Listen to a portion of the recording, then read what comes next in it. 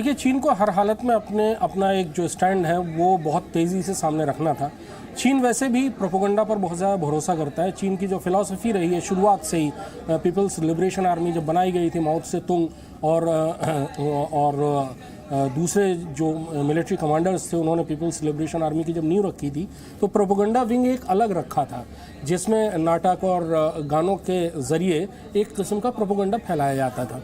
अभी भी आपने देखा होगा जब डोकलम में भारत और चीन के बीच में क्राइसिस चल रही थी तो चीन का जो सरकारी मीडिया है वो किस तरह से हर रोज़ एक नई कहानी सुनाता था और भारत को किस किस तरह से धमकाता था। 2020 के बाद जब भारत और चीन का लद्दाख में आमना सामना हुआ तब भी उनका प्रोपेगेंडा मशीनरी इसी तरह से सक्रिय रही। तो ये सारी जो चीज़ें हैं जो चीन के सरकारी मीडिया की तरफ से आती रहेंगी, चीन के मिनिस्ट्री जो स्पोक्स पर्सन है वो कहते रहेंगे, ये सारी चीज़ें होती रहेंगी। मामला गंभीर तब होना शुरू होगा जब एक दूसरे से संबंध तोड़ने की शुरुआत होनी शुरू हो जाएगी। ठीक है, अभी तक वो स्थिति नहीं आई है। जी यूके देवनाथ साहब, क्या अभी वो स्थिति नहीं आई है? दुनिया को चिंतित होने की जरूरत नहीं है? एक और वॉर फ्रंट खुलने की फौरी आशंका तो नहीं है? देखिए, यूक्रेन युद्ध के बाद दुनिया में कई जगह पर कई वजह से त्राही त्राही हुई। भारत भी इससे अछूता नहीं रहा। अगर ताइवान में अभी टेंशन बढ़ता है तो इसके कई विपरीत परिणाम हो सकते हैं।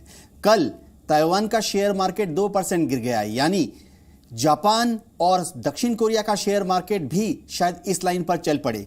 हमें यह भूलना नहीं चाहिए कि ताइवान जो है उसकी इलेक्ट्रॉनिक्स इंडस्ट्री, उसकी जो सेमी कंडक्टर इंडस्ट्री है और माइक्रोचिप बनाने के लिए ताइवान दुनिया का सबसे बड़ा देश है।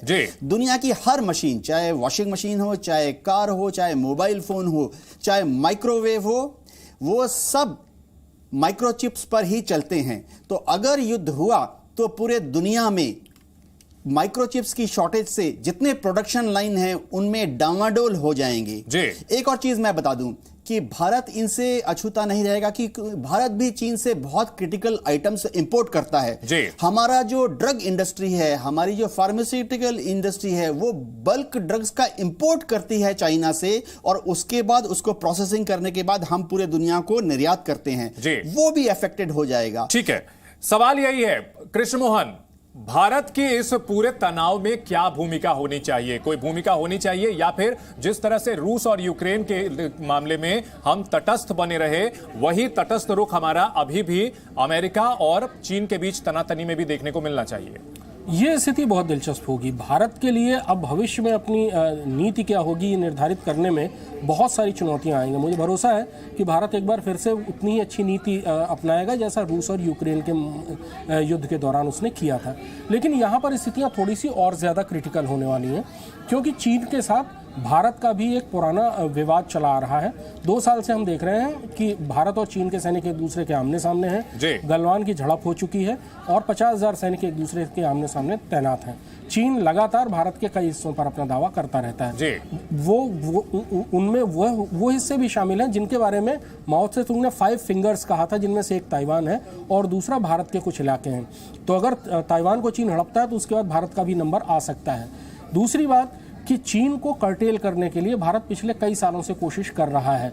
दक्षिण चीन सागर में भारत ने अपनी गतिविधियां बढ़ाई हैं। वो देश, छोटे छोटे देश जैसे Vietnam, Philippines, Singapore, Malaysia, Kuala Lumpur, Singapore, जिनका जो चीन के से परेशान थे, उन सबको भारत ने एक तरह से हौसला दिया है। भारत ने अपनी पहला जो सबसे बड़ा डिफेंस डील ब्रह्मोस का किया वो फिलीपींस के साथ किया है, वो देश जिसको चीन परेशान करता रहता है। तो भारत यहाँ पर उस तरह से निष्पक्ष नहीं रह पाएगा जैसा वो यूक्रेन के मसले में। कृष्ण मोहन, सवाल ये है कि एक दूसरे को घेरने के लिए डिप्लोमेटिक तरीके से जब आगे बढ़ रहे हैं, जिस तरह से पर्ल ऑफ स्ट्रिंग चीन भारत के खिलाफ आसपास के देशों को कर रहा है, जैसा कि आपने बताया कि जो भारत है वो चीन के जो पड़ोसी देश हैं वहां पर अपनी पैठ बनाने की कोशिश कर रहा है, वहां तक तो ठीक है। लेकिन ताइवान के मामले में अगर भारत कोई स्टैंड लेता है तो ये तो सीधे सीधे जो है प्रोवोकेशन हो जाएगा।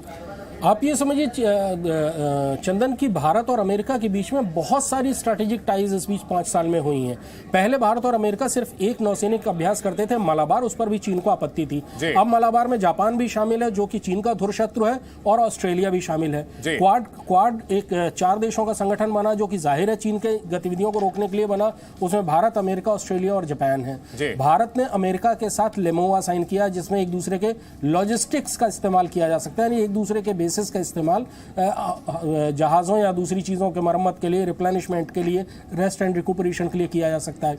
अगर अमेरिका चाहेगा तो वो भारत के ऊपर ऐसा दबाव डाल सकता है और अमेरिका को इसकी ज़रूरत भी पड़ सकती है, क्योंकि उसके जो बेसिस इंडो पैसिफिक रीजन में है वो इतने बड़े नहीं होंगे कि वो इतने बड़े पैमाने पर चीज़ों को हैंडल कर सके। बिल्कुल, तो अमेरिका और चीन के बीच जो तनाव है उससे भारत भी अछूता नहीं रहेगा, ये बात तय है और भारत को स्टैंड लेने की भी जरूरत पड़ सकती है। चीन की तमाम धमकियों के बावजूद अमेरिकी संसद की स्पीकर नैन्सी पेलोसी ताइवान की जमीन पर मौजूद हैं और यहां उनका पुरजोर स्वागत भी हो रहा है।